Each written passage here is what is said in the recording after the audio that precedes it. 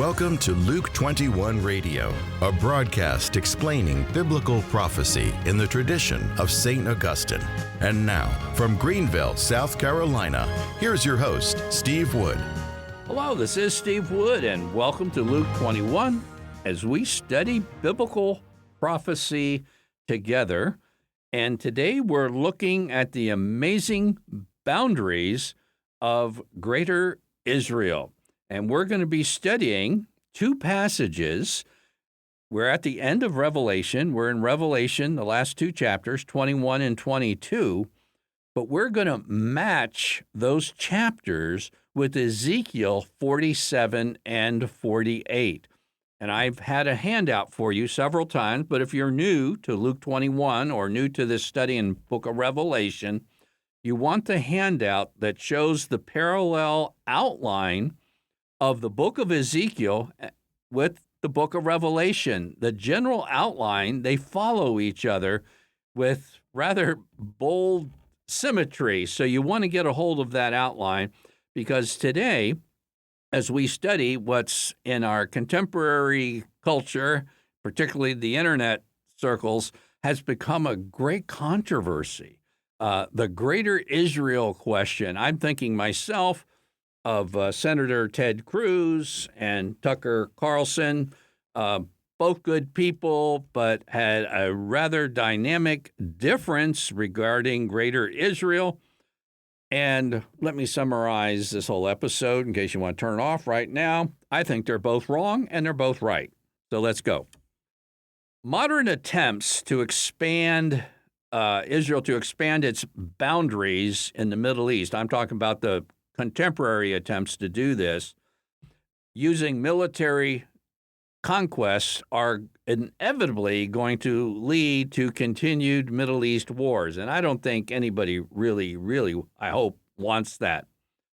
But the military conflicts and wars arising from the expansion of modern Israel's borders has massive support from millions of U.S. dispensational evangelicals. Now, if you're one of those, the rapture at any moment evangelical, don't turn us off. I really have a point for you, but I want you to stick with me for a moment. But I don't think a lot of this military expansion for a Greater Israel having wider borders would be possible without the millions of supporters here in the United States. And in fact, it's said that 43% of evangelical pastors are on board for kind of the notion of dispensationalism, which sees prophecies and promises in the Bible about an expanded borders of Israel, and they apply it to today. Now, you're going to think I've just washed out for those of you who've been listening to me for a while. But here's this. I think we should cut some slack to dispensational, rapture at any moment, Greater Israel evangelicals. You think, Steve, you've been teaching that St. Augustine and the Catechism and the Scriptures aren't really on board with this. Here's the reason why I think we should cut them some slack. And when you have a debate, it's often good to listen to the other person and to try to determine why they're holding so strongly onto something, okay? And I see a good thing in the Greater Israel evangelicals is their adherence to Bible promises that are absolutely true. The Bible promised this expansive land in Genesis 12, Genesis 13, Genesis 15. I'm personally prepping for a study in the book of Jeremiah, and I think I found at least a half a dozen land promises in Jeremiah. So all through the Old Testament are these promises for expansive borders of Israel. I'm just going to read you one of those. It's Genesis 13. The Lord said to Abram, that was before his name was changed to Abraham, lift up your eyes and look from the place from where you are, northward, and southward, and eastward and westward. For all the land which you see, I will give to you and to your descendants forever. Now, let me just give you a hint. There's other Old Testament passages which describe certain boundaries from like the Nile to the Mediterranean, such like this. But the reason I picked this one, one set of promises for greater Israel's borders, is that eastward, westward, northward, and southward is what? These are the 4 points of the compass. And when you read Scripture, this is a way of conveying what? The globe. The globe. The globe, the entire earth, is what God was promising to Abraham. I don't know of any dispensationalists who have a big enough picture of how great the greater Israel is just supposed to be. Let me go one step further. Don't turn me off, Catholics. We're not done yet. These Old Testament promises, like Genesis 12, 13, 15, and many others, okay, they didn't come with an expiration date. We should take the Bible seriously. God said to Abraham, I'm going to give you all this land and to your descendants. And he didn't cancel that. He didn't change his mind about that. We should take the Bible very seriously. And honestly, the evangelicals are trying to do that. I'm just saying, let's take the Bible even more seriously and really interpret it the way it asks itself to be interpreted. Now, here comes a biggie, and I'm going to make this so simple, and this is not me. Evidently, some commentators have come up with a way to try to explain Old Testament promises and prophecies are given in concepts and symbols and language the people first hearing them can understand. So there's no use in trying to describe something to them that is just beyond their comprehension. Like, okay, if God said to Abraham, I'm going to give you Ohio, Kansas, and Pennsylvania, he would say, yeah, thanks a lot. What's Ohio, Kansas, and Pennsylvania? It's beyond the comprehension. So let's take an example.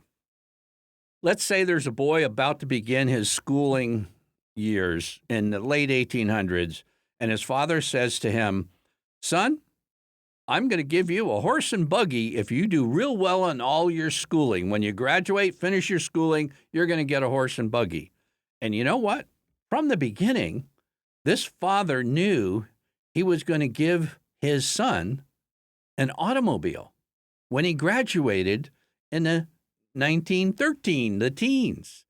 But the son yet didn't know what an automobile was. He didn't ever see one, never heard of one. So he used language, a carriage, a horse and carriage, until there became the horseless carriage. But at the time, the father was using language his son could understand. When he graduated and got an automobile, he said, hey, Dad, I don't want this. I want a horse and buggy. No, you'd be thrilled because it's actually something greater than what he initially conceived of, which is the most he could conceive of at the time. So this is what's going on in greater Israel. And now here we come. This is why my little handout on the outline of Ezekiel and Revelation paralleling each other is worth. This could literally save several Middle East wars. And I'm not teasing. I'm not putting this light. I'm not trying to oversell the case. It's this simple if you can put the two together. Okay.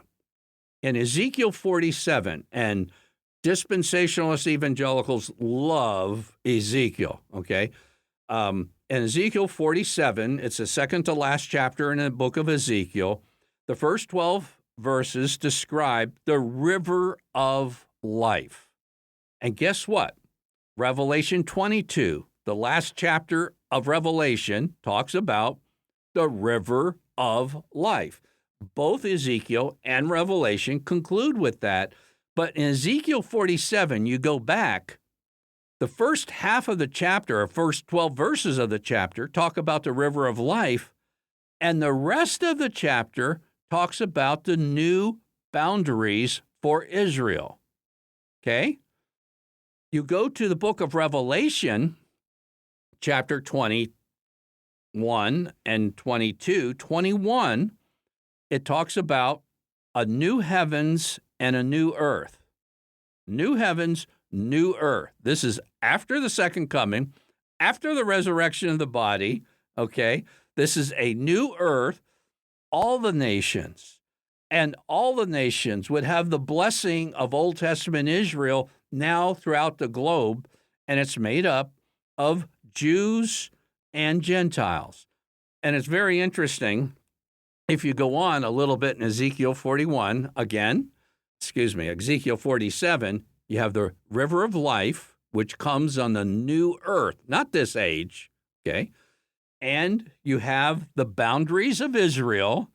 So the boundaries of Israel are no longer the Middle East, it's the globe, because Revelation 21 is very clear that the New Jerusalem is for the new earth. It's for everywhere Christ is present.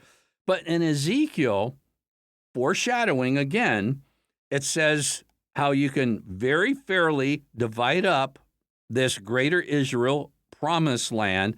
And then it says, and by the way, for the aliens who reside among you and have begotten children among you, they shall be to you as native-born sons of Israel. You see, I'm a Gentile. And this is saying in Ezekiel 47 that in the new earth, with the river of life, with the greater Israel now worldwide, I will be treated equal as if I was a natural-born son of Israel. This is the promise. But let's make this clear. I mean, real clear. I mean, like one verse clear that we should get. And again, I plead with my dispensational rapture in any moment friends who I know love the epistle to Romans. Let's drill down in Romans 4, which talks about Abraham, which Abraham's the father of all of this, land promises and the greater Israel. Romans 4 and verse 13 says, the promise to Abraham and his descendants, that's Genesis 12, 13, 15, and others, that they should inherit the world, did not come through the law, but through the righteousness of faith, that his descendants, Abraham's descendants, should inherit the world. That's the greater Israel. And both sides of the debate seem to have a too small vision of what that greater Israel will be. I'm Steve Wood, your host, and you've been listening to Biblical Prophecy with Luke 21. Luke 21 is a radio outreach of Family Life Center International. To learn more about biblical prophecy, visit us online at Luke21.com.